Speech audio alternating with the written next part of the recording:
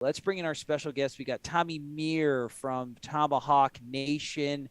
Tommy is our boots on the ground guy, and he was there. If you're listening to this, you probably listened to this on Tuesday. He was there for Monday's press conference with Mike Norvell, Kenny Dillingham, and Adam Fuller. And I will say, from an outside observer, I think all of them sucked real bad.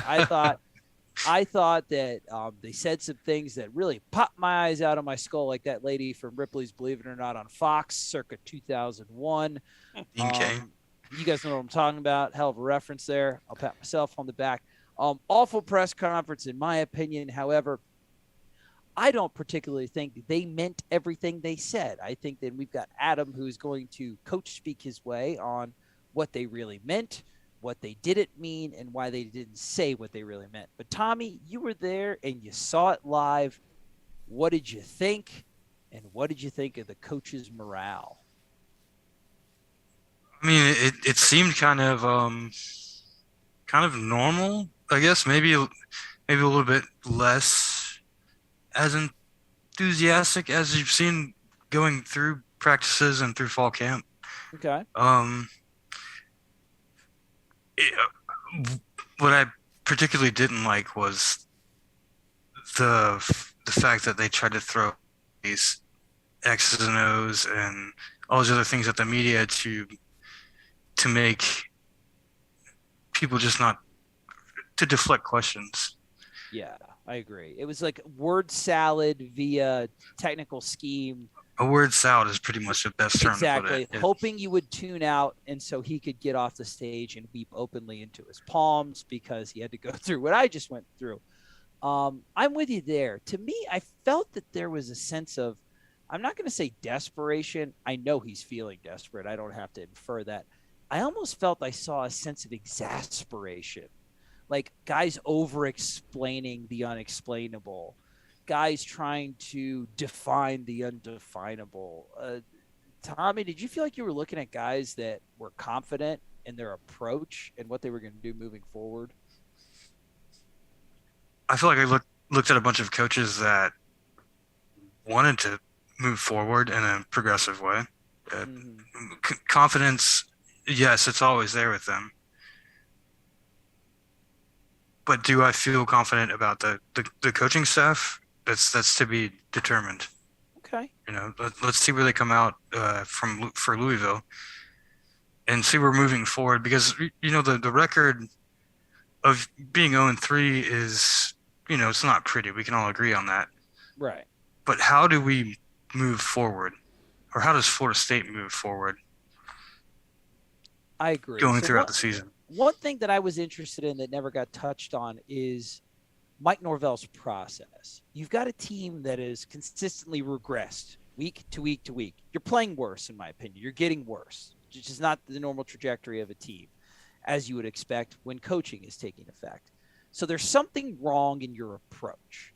Now, what are you doing specifically to reverse that trend? I don't think that was answered sufficiently. I don't think that was even really tackled at all. Yeah, I don't even think it was really asked at all. Now, not by everybody. There are some guys on that Florida State beat that do an immaculate, amazing job, and I love you all. And there's others that ask about dumb, moronic stuff that nobody cares about. Hey, why do they got those words on the shirt? I don't care unless it says Austin 316, and then you're above reproach, in my opinion. A GOAT-level shirt. Another thing that gets me on these press conferences, and I know because all you guys listen, I know you have your 5 questions written down, and I know you're in an impossibly long queue to answer your question. I know that you have to play nice with the communications directors. However, I would implore you to actually listen to some of these answers being given and maybe come up with a question on the fly. Maybe when somebody like Mike Norvell said today, I have the utmost confidence in this team, and I'm not just talking about it for years from now. I'm talking about like this year. I think it's acceptable. Cross through your question about the number of spots on the Appanus Horse Renegade and maybe ask the simple question, why do you have confidence when you cannot get practice field results to translate to the field? I mean, that's a good question. Why? I know it is, and it wasn't asked. So that's what and that's not by everybody. I have many, many friends on the Florida State beat. I'm still your friend. I love you. Just I was dissatisfied by a number of the answers from Mike Norvell. One thing I wanted to get your take on, Adam, because I think the majority of the consternation was with my friend and Harry Potter aficionado, Kenneth Dillingham. Adam, we talked about rhythm and play calling. We talked about lack of consistency we're not building a pyramid. We're building a Jenga tower using Legos and popsicle sticks, and we're also drunk on a grain alcohol. There's no flow. There's no structure being built. What did you make of Mike Norvell's answer about the play calling? And just summarize that for me, Adam. Hold on, Mike's or Kenny's? It was Kenny's. Mike's, because Mike said it was a collaborative effort. No, Mike's full of crap. Yeah. Mike was really nice. Mike was really nice in saying, Yeah, it's like who's going to take the blame for it? Yeah, Mike was really nice in saying, look, I have the final say-so on all these things, but Kenny's calling the plays. Is it in my opinion? That was my take on all the words he said, and he said a lot of words.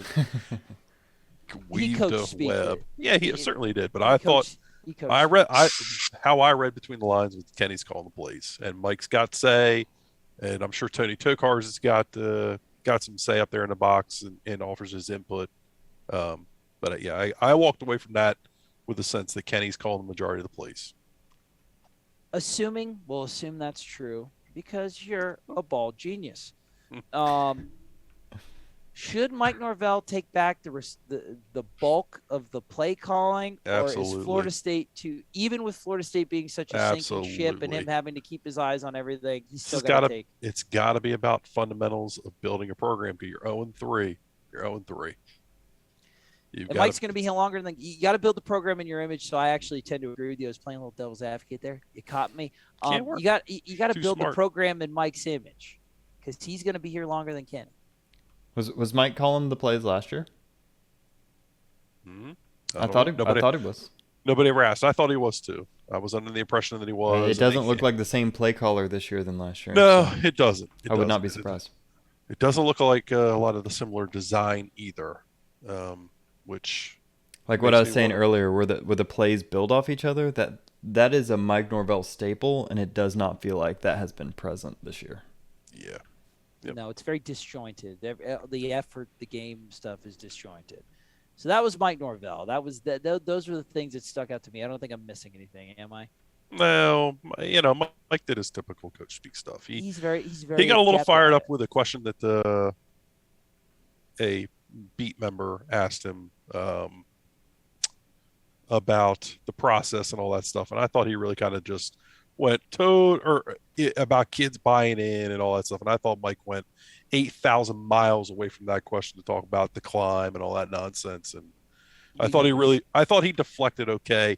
He doesn't have answers, guys. I mean, come on. He's seeing this product. He's trying to figure this out. And a lot of this too is fade in the heat. A lot of these guys, if you could truth serum right in the old jugular, they actually know some of the answers to these questions. But when you're trying to keep this fragile team together, because there's a lot of guys that are not bought in. That is, you saw the tape as well as I did. 80% of the defense wasn't bought in on that last drive. By that point, they were completely done. Correct. Absolutely. So there's a lot of things that I think they weren't being truthful. So I want to get to Kenny. Because I love Kenny Dillingham. We're going to end it on Kenny too, because I'm going to have an aneurysm. Yeah, I love Kenny Dillingham personally. Love him on his crutches rolling around. Yeah, he reminded me of one of the Vikings members. Right. I think that we may need to start restricting a little bit of media access, because there was a quote in there from Kenny which was very concerning, especially in print. But I actually think the real reason behind this quote was the answer to a question behind it. And Adam, you can correct me if I'm stupid. Wouldn't be the first time.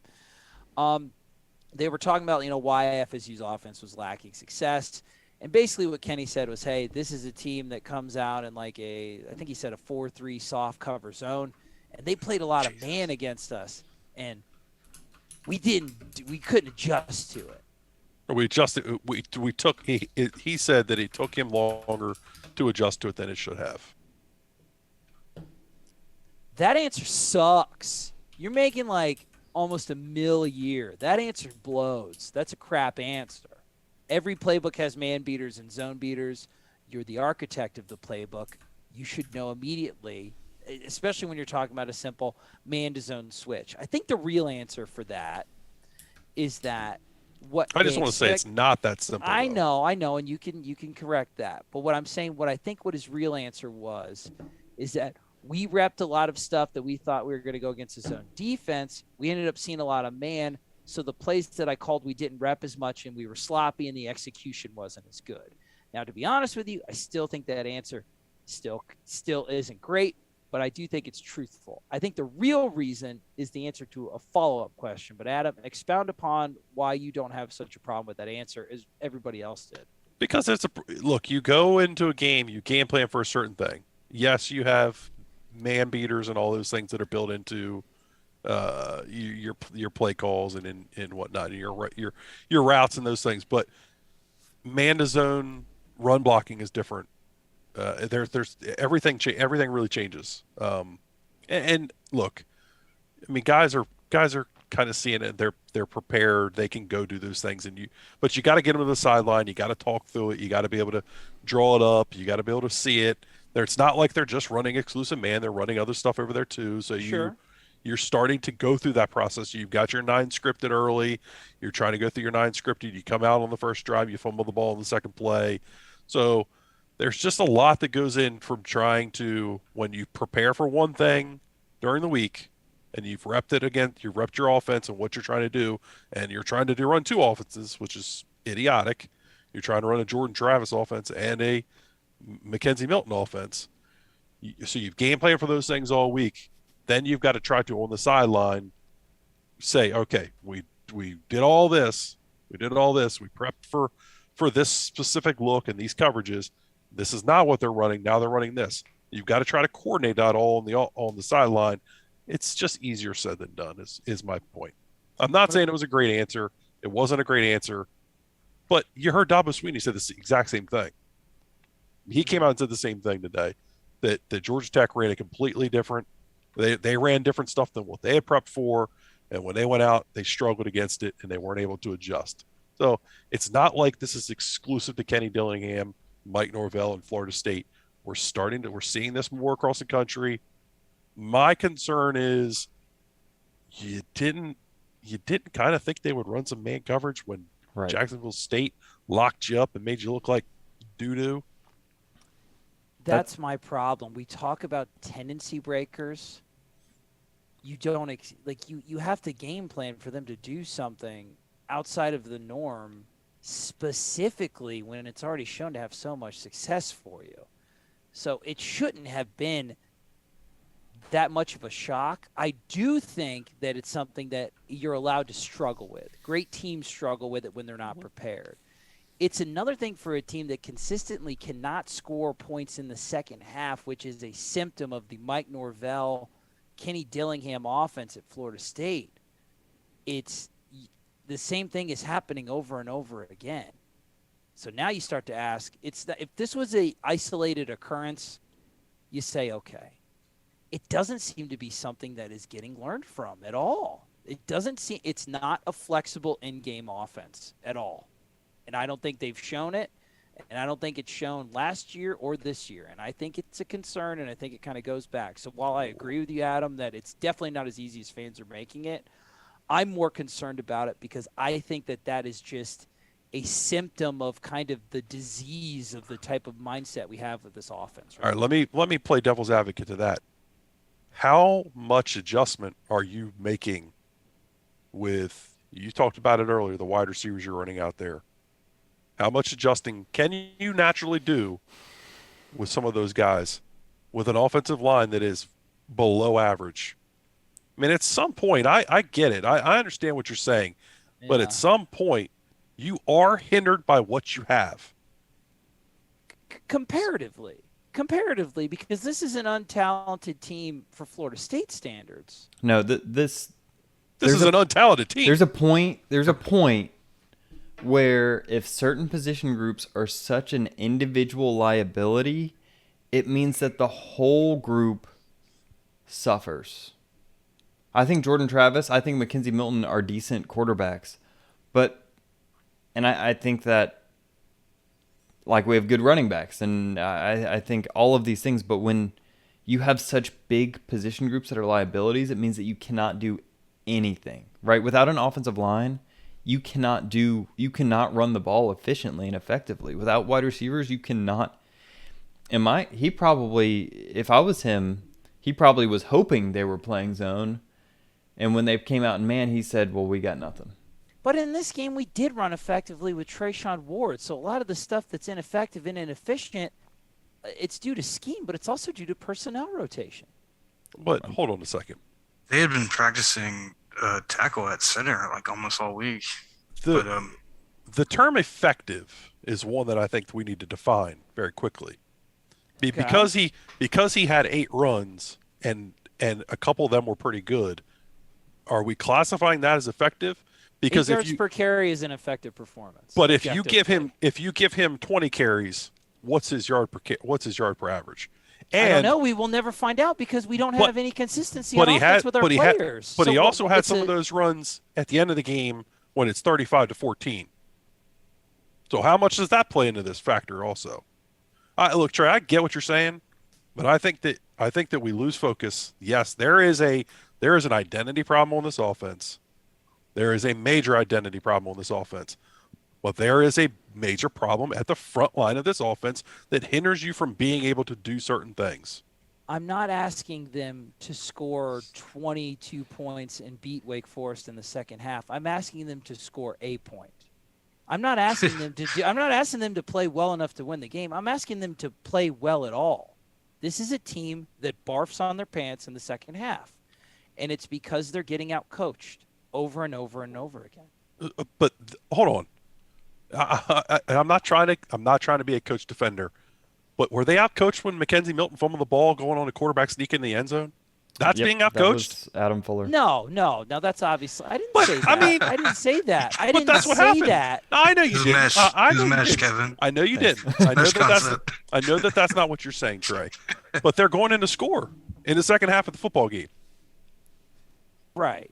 So and you're still losing to Wake by 20 points or whatever, multiple touchdowns. You weren't beating Wake anyway. You weren't beating Wake because this team is a fraud, and there is a absolute coaching issue with this team.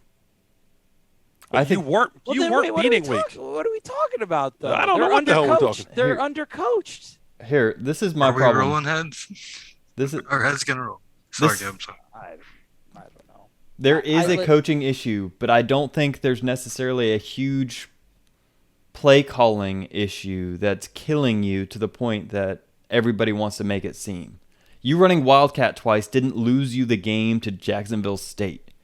You running Mackenzie Milton on a 3rd and 1, on a 4th and 3 or whatever, although stupid, didn't lose you the football game. If you want to blame the coaches, look at the heads of the players on the field as they leave the field. Like the soft factors are way more at play with the coaching right now than I think.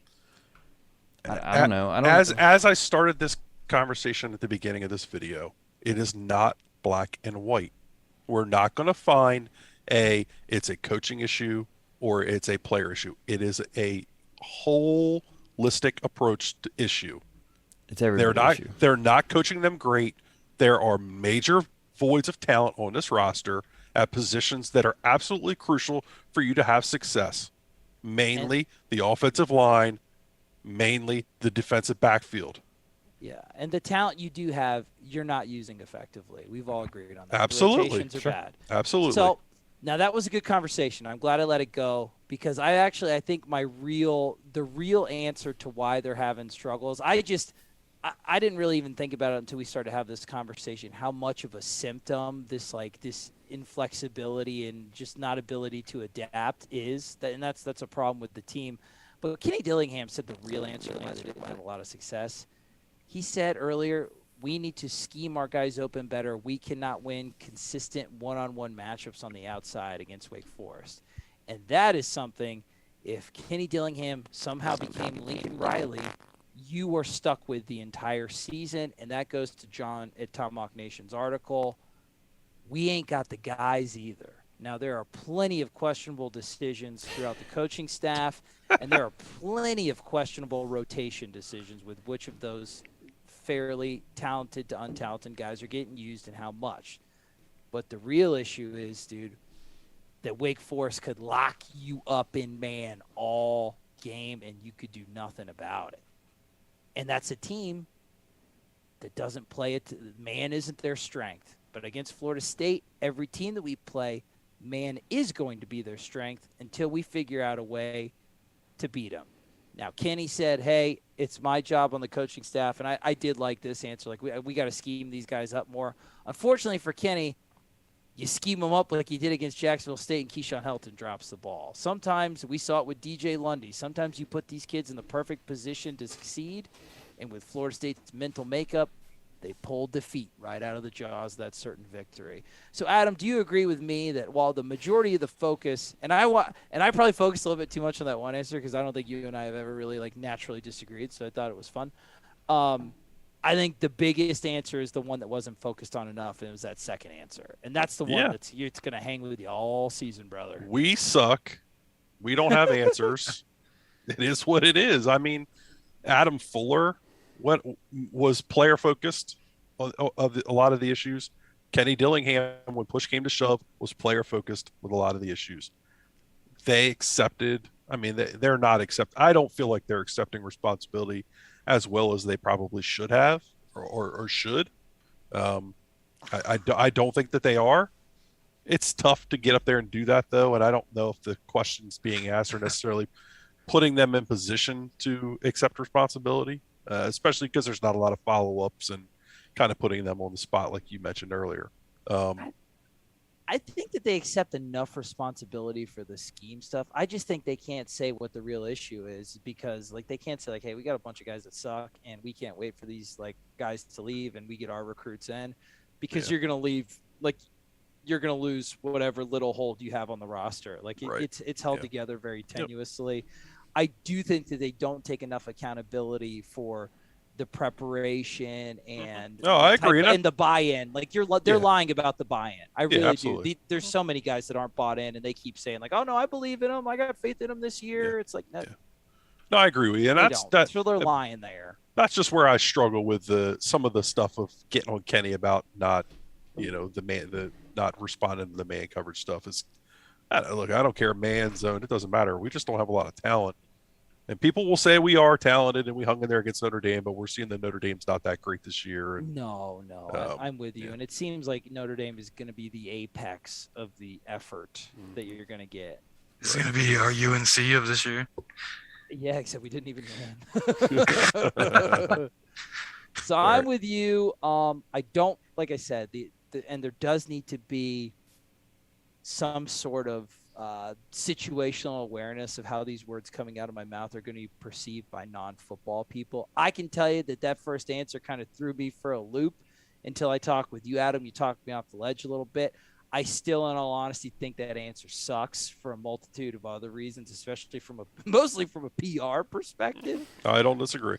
But we discussed at least the reasons why. And to me, what I saw is I saw exasperation, and I saw guys that don't have an answer for these really tough questions that are going to define their careers. So we'll see how they respond. It's not just how the players are going to respond. It's how the coaching staff's going to respond. Who are they going to play? How are they going to play them? Will there actually be that fabled accountability for those players that continue to suck and mope and commit personal fouls that we've heard of? Because if there's not, it's a done deal. But however, we're going to be talking about it with you every week here on the Triple Option. And Tommy Mire with Tomahawk Nation is going to be there every week looking at these guys in the face live and giving them the slipping in the water at the baseball stadium stairs. There you go, Tom. Giving them the business. Well, for Tommy Mire, for Adam Brown, for Kevin Little, I'm Trey Rowland, and I'm glad to be back with you guys on the Triple Option. Boys, anything else before we wrap it up in a nice little bow? I thought this was a very expansive, fiery, an entertaining episode. It's going to be it's full of some hot takes. And I mean, look, they're searching for answers. We're searching for them too. I mean, we wish we had them for you wholly. We're trying to give you guys our best opinions and kind of beat around some of the inside stuff that we do get to hear and know without, giving away too much. But, we're getting close to 4,000 subscribers. We'd love to push that number up there this season if we can. So smash that subscribe button, smash the turn your bell notifications on, hit the like button, tell your buddies, tell your friends. The boys at the Triple Option are bringing that thunder. Okay, well, forget what Adam just said because I had a really awesome segue and he just stepped all over. So forget everything he just said. Well, I've got some best answers for you, and the best answer is to go to the X's and Knowles YouTube page, hit the little bell, turn your subscriptions on. Go to the Patreon. Give Kevin money. Look at those poverty pillowcases he's got behind them. I found those on the street. Disgusting. Look at my head. My head is shining. Give me something I can wipe my forehead with. Adam needs a better head shaver. I see stubble. It's gross. Look at me. Some wax. I'm unfixable. Look at my face. The money won't help me. But go to the Patreon and tell your friends that this is the pinnacle of Florida State football and video entertainment jammed together in one beautiful garnet and gold peanut butter and jelly sandwich. I am Trey Rowland, and thank you again for coming to the Triple Option. We love you, and we'll never stop chopping.